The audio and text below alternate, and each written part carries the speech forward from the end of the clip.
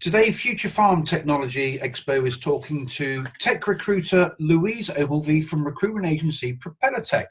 Louise, good afternoon. Hope you're well, and I'm sure you're very busy. Yeah, good afternoon. Thank you very much indeed for having me today. Yeah, super busy at the moment, which is fantastic. Actually, just started to see some of those green shoots coming back through in the recruitment industry, which is a huge relief. I'm really pleased to hear that. So, Louise, can you tell us a little bit about you and Propeller-Tech? How long have you been in recruitment, and why AgTech? Of course. So I've been in recruitment now for 20 years, actually, which is a very long time. And I've spent a large part of my recruitment career working in quite a niche industry sector of actually placing recruitment consultants. And I've worked with lots and lots of startups over the years, helping lots of founders create successful recruitment businesses. And a big part of what I do is headhunting. So I was actually approached by a lady on LinkedIn who asked if I might be interested in getting involved in some headhunting in what turned out to be an agri-tech company that was actually based in the village next to where I lived. Oh. And they were actually going through crowdfunding at the time. And I was so impressed with their technology that I actually invested myself, just a small amount, but I was really impressed with what they were doing. And for me, it was fascinating to see how modern technology was being used within agri-tech. So we were talking about crop scientists and robotics engineers and AI and machine learning specialists. And I hadn't really probably grasped the concept of agriculture using those types of tech products and utilising those skills. And from there on, I've just developed my interest and my client base further. And it's now a big part of what I do. Because you're right, as soon as you mention the word farming, the immediate thought is welly boots and a flat cap, isn't it? Yes, absolutely. Yeah, totally. And I think that's a preconceived idea that a lot of people still have. And I actually do think that a lot of it comes down to simple unawareness, that people aren't quite up to speed with how much agriculture has actually come on in leaps and bounds. It now rivals lots of other industry sectors like autonomous vehicles, etc. A lot of the skills and technology in that is now being utilised within agriculture, but a lot of people just aren't aware. No, I think I tend to agree with you on that. It's interesting you talk about other industries, and the car industry, which is using robots, and then you've got fintech and insurtech, and I know we'll come on to those shortly. But in the time you've been in recruitment, and I guess specifically the last 5-10 years, what have been the biggest changes you've seen in your industry? So, interesting, we talk about AI, etc. So I think there's been a massive change in our industry where everything's become more digital, and there are so many tools now available that speed up that recruitment process. So there are now AI programs that will scan CVs for keywords and will take out a big chunk of that initial time spent by recruiters. So that's definitely been a big change, and one which we've all had to adapt to, both as recruiters, hiring managers, and also as candidates. And probably second to that, I would say, is I think the speed in which recruitment moves now. So because of all these tools that are available, candidates themselves are now definitely expecting a much faster recruitment turnaround. So, in terms of they want a response to a CV sent within a day, because they are applying so quickly, they want that speed in return. So that's something which hiring managers have had to adapt to, and certainly something which we are coaching hiring managers on. It's to ensure that they are keeping up to speed and getting back to those candidates when they really should do. And then, and probably the big tools are, social media, Facebook. It's no longer just people advertising on job boards, people are now using Facebook and Twitter and LinkedIn to actually advertise and attract candidates. So there's a much greater array of tools and possible routes to market now than there were 10 years ago. Yeah, I have to agree with you. When I was first looking for a job about 100 years ago, it was small ads in local newspapers you used to pour through and put a ring round. But I mean, it's interesting you talk about AI and computers looking for keywords.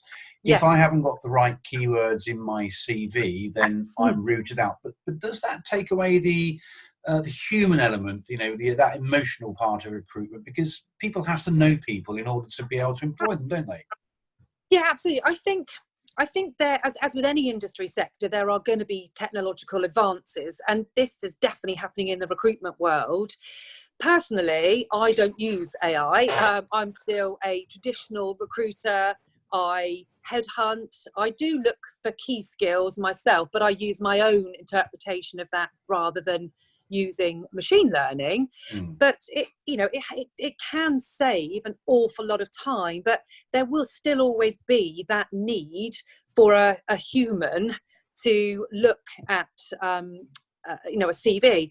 I think going back to, you said one of the changes, and something that probably is worth mentioning, is a lot of what's happening in the recruitment market now is that I think it's becoming almost too focused on emails and text messages, and nothing beats a good old phone conversation, picking up the telephone and speaking to people. But a lot of the recruiters that are coming through now are of that digital age, and so quite often picking up the phone and talking to somebody can seem quite daunting. But I think that's where recruiters will set themselves apart. And actually, candidates really appreciate you just taking 5 minutes to pick up the phone and have that conversation. And you can be really quite pleasantly surprised that what you thought was a CV that might have been on your questionable pile, actually, when you talk to somebody, you identify them as probably one of your top candidates. So I don't think it will replace the human element, but I think it's designed to just help that process forward.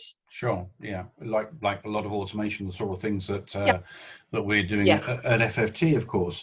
So it's the end of the academic year, and I'm on LinkedIn a lot, and I'm seeing lots of graduates proudly waving their diplomas around and quite rightly celebrating their success. And some of them are entering the job market now. What I'd like to do is just explore with you what grads should be doing to try and get their first job in the ag tech industry. What tools can they be using? What other channels are there, that they can be exploiting? So I think firstly, the key point I would say to grads at this point is to do your research, because there are so many different areas within the agricultural tech industry sector that appeal to people for very different reasons. So science obviously plays a huge part in agri-tech, in the research, whether that's to do with crops. And so if you've got a science degree, then there are certainly areas within agri-tech where you could flourish. So doing your research enables you to see what are some of the hot topics in agri-tech right now. And for me, I think a couple of those big areas, most definitely, where we're going to see a lot of growth is going to be things like sensors. Whether that is sensors for crop or sensors for livestock. And also a lot of this tech now is creating vast amounts of data, huge amounts of data. And that data's got to be managed, interpreted, and able to be shared amongst farmers for the greater good. So firstly, do your research and look at what's trending and also what areas might appeal to you. In terms of where you can go, there are apprenticeship schemes available where you can get involved in those areas that we've discussed, and whether that's from college leavers or to graduates. And there are some specific apprenticeship companies that we can add at the end of this with some ideas of where to look. But also, do some research on the bigger players within the industry. John Deere, for example, I know that they do a lot of apprenticeship schemes. So have a look and do your research into those big organisations. Secondly, internships. Yes, they might be unpaid, but there is no better way, in my opinion, to be able to get a really good grasp of what it's like to work within the agricultural sector. So keep an eye out for local events that might be running, and get yourself along and talk to the founders of these companies. Thirdly, there are opportunities within postgraduate courses. And what's fascinating about a lot of these centres that have been set up now is that these research departments can quite often turn into a brand new commercial startup. And so there are opportunities to get involved from the ground roots up to be able to play a key role. Let's not underestimate the use of LinkedIn as well, because you mentioned LinkedIn. I mean, LinkedIn now for me is the biggest sales tool that you can have as a graduate, because recruiters like me, we're always looking on there to proactively find candidates, but also so are hiring managers who want to look direct. So making sure that you've got a really crisp LinkedIn profile with the keywords, because that is used to facilitate a search. So make sure you've got those keywords in. So you can look at that. Definitely register with a recruiter, because obviously we have links to the hiring managers, and we quite often know what's going on and what's coming up before it's necessarily advertised. So, but yeah, there's lots of resources out there. It's just taking those first steps to work out where you want to go and what's the best route for you. Okay, so if I'm a back-end developer, for example, and that's what I've been studying, would there be any advantage of me going into, say, fintech or insurtech to get some experience first and then moving on to ag tech? Yeah, absolutely. So what we're seeing at the moment, based on a lot of this research, is that there are lots of startups coming up in the UK. And the only downside, I suppose, for that in one respect to recent graduates is that startups quite often need to build at speed. And so they can't always hire graduates from the outset until they have that hierarchy in place. So they need to get those senior developers, they need to get the product built. So my advice to individuals from a software development background is you can get some really good commercial experience in many industry sectors that are then going to enable you to develop the transferable skills, because that's actually one thing, and I'm glad you've highlighted that I think is probably missing at the moment from the agricultural tech sector is, for example, I've been headhunting recently for a fantastic company called Breeder, who have created a livestock app for farmers. And it's very difficult to headhunt individuals from other ag tech companies at the moment, because there isn't an abundance of individuals working in that sector. So what we have to do is look at bringing people in from other industry sectors with relevant and transferable skills. So whether that be vehicles, marine, whatever that might be, insurtech, fintech, there are front-end developer skills, building mobile apps and web apps in any sector. So if it's not possible for those individuals to gain their first role in ag tech, but that's your longer term dream, then absolutely gaining that commercial experience and then looking to transfer will enable you to bring your skill set with you. So absolutely, any experience you get, you can still transfer in as these startup companies grow. Yeah, that's really encouraging, isn't it? And I think you mentioned those universities earlier on, those big agri centres. Good places to look? Absolutely, yes. There's a website called Prospects, which we'll add at the end of this web interview. And it very clearly lists on there lots of postgraduate courses, research opportunities. And so that a lot of these big agri universities are running. So that's a great place to start. But also, a lot of them have their own research departments. So it's worth getting in touch with those as well and finding out what opportunities might exist. So that's a case of working out, potentially which university works for you with regards to location or what your interest is, and picking up the phone or contacting them and finding out what interesting projects they might have going on. So absolutely, I would utilise those universities. That's where a lot of these creative ideas are coming from. Very true. So LinkedIn, great for networking. We've discussed that. So just thinking about Future Farm Technology Expo, and I'm just thinking about the amount of exhibitors we're going to have on the show floor there. They could potentially be someone's next employer, couldn't they? How would a student, a graduate, exploit going to a show, for example, like that?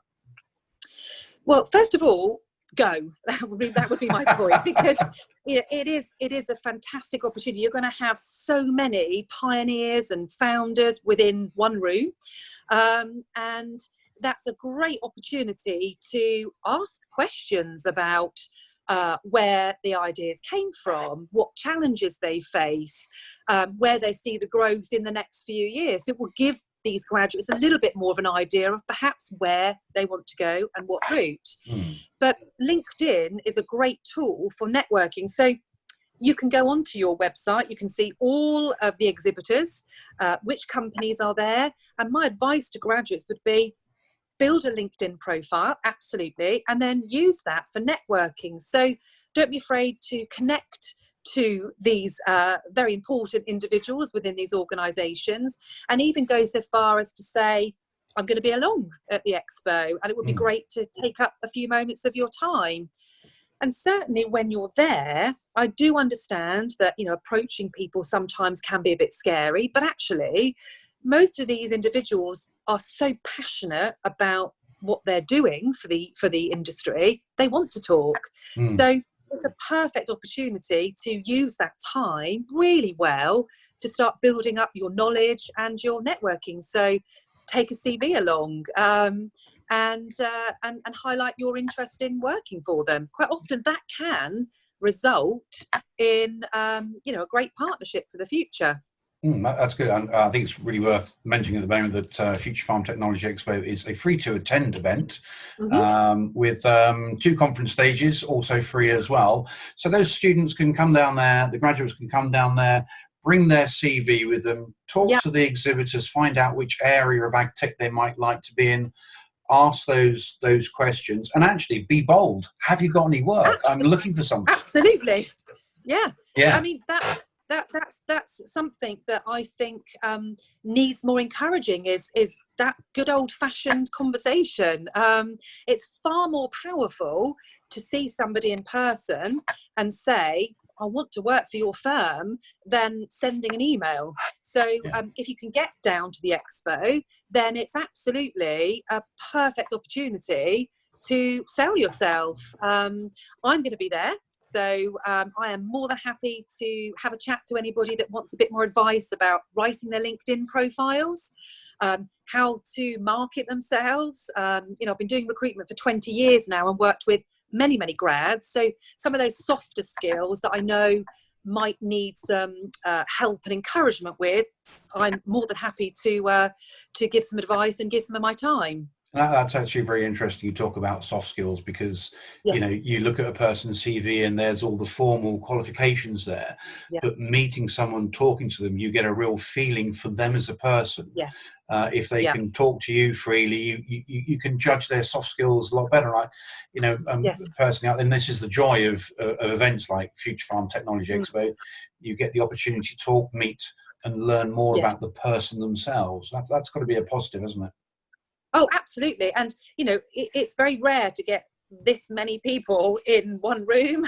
If ag tech is where you want to be, then is the perfect opportunity. There's companies coming from overseas I've seen. So that's the other point actually to make about careers in the agricultural tech sector. It does really open up the opportunities to work internationally, to spend time, working and understanding crop and arables in other countries. So there's so many opportunities. It's almost too difficult to pinpoint down into one area. But yeah, definitely utilise the individuals that are going to be there on the day. 100%. Yeah, that's really interesting because again, farming, welly boots, flat cap, and now suddenly we're talking about international careers. By talking to the people at the event, and that's something that actually I haven't considered before, and perhaps others hadn't as well. So I think that's a top bit of advice. If you want to travel, get into ag tech. Well, it's such a it's a worldwide industry sector, and a lot of what we're utilising in the UK here now is coming in from overseas, and vice versa. So those relationships with overseas companies is just going to continue to thrive. And the point we say about welly boots, what I find fascinating about ag tech is you can be a software developer and you can still have an opportunity to put muddy boots on and wellies and go and visit a farm, because it's vital, I think, quite often as the individuals that are creating the products to understand how that works in real life. So if you are somebody that enjoys the outdoors, when it's not going to be every day, but there will be an opportunity to get that balance, and to be able to see how what you're creating is having a really positive impact on the farmers. So it's a win-win. It is, isn't it? That's really good. Okay, so Louise, sum up. Top 5 tips. My top 5 tips would definitely be, number 1, get yourself a really good LinkedIn profile. I cannot stress the value of having an up-to-date, well-written, well-executed LinkedIn profile with a good professional photograph, and thinking about keywords that you might want a hiring manager or recruiter to find you using. Number 2, definitely research the industry, because there are so many different areas. I think it would be helpful for you to narrow down the key areas, and also basing that on what's going to be happening in the next couple of years. And as I've already said, data analytics, building data platforms, managing that data is going to be huge over the next few years. Align yourself with a good recruitment agency, because recruiters do have exposure to organisations that we quite often know what the 3 to 6 month plans might be. So whilst we might not advertise a role now, we will be very aware that perhaps in 3 to 6 months companies going to press go on a scale up, and so we can fill individuals in on those opportunities quite often before they're even live. But also, don't be afraid to contact companies direct, and whether that's coming to the expo, which hopefully people will do, or using LinkedIn as that networking tool, because it's a competitive market out there, and candidates do need to be able to sell themselves, and that's a really good skill to have. Okay, great stuff. So Louise, that's LinkedIn keywords, research the industry, make sure that you go direct, attend events, and use an agency. Look at the universities. They're always good. And I'm guessing, the last thing is read the press as well. Farmers Weekly, and just keep abreast of what's going on. Yeah, and have a look at places like the Agri Epicentre and SEAL, and again, which we'll put the links on at the end of this, because it's interesting to see what's going on in the agricultural world from a research point of view, because that will very often filter through to what we're going to see in the commercial world in the sort of next 12 months. So if you've got a real interest in the agricultural tech sector, then kind of start to live and breathe it, really, and you can say research, read up, follow, and find out what's going on in the world. Okay, great advice there, Louise. Now, little advert for you. How do people find you and get hold of you? So you can contact me on my email, which is louise@propeller-tech.com, which is the same as my website. Connect to me on LinkedIn, Louise Ogilvie. I'm always happy to connect. And actually, if you look at my profile, it might give you some ideas on the type of things that people put on a LinkedIn profile. There's a really handy section on there where you can almost build a portfolio of any work that you might have done. So feel free to connect on LinkedIn, and I can also give people advice on changes they could potentially make on their LinkedIn profile. So yeah, more than happy. So we'll put that as a resource on the back end of this video, along with I think it's prospects, you said, Agri Epicenter. Yes, absolutely. And you'll find a link to Farmers Weekly on there if you like to read the magazine. Louise, I can't thank you enough for your time this afternoon. Just a reminder for everyone that Future Farm Technology is on the 11th and 12th of November at the NEC, packed with fresh ideas and packed with recruitment opportunities or employment opportunities as well. Louise, that's really kind of you again. Thank you so much for your time. No doubt we'll see and speak to each other over the coming weeks. Looking forward to it. Thank you so much for your time. Thank you. Thank you, Louise.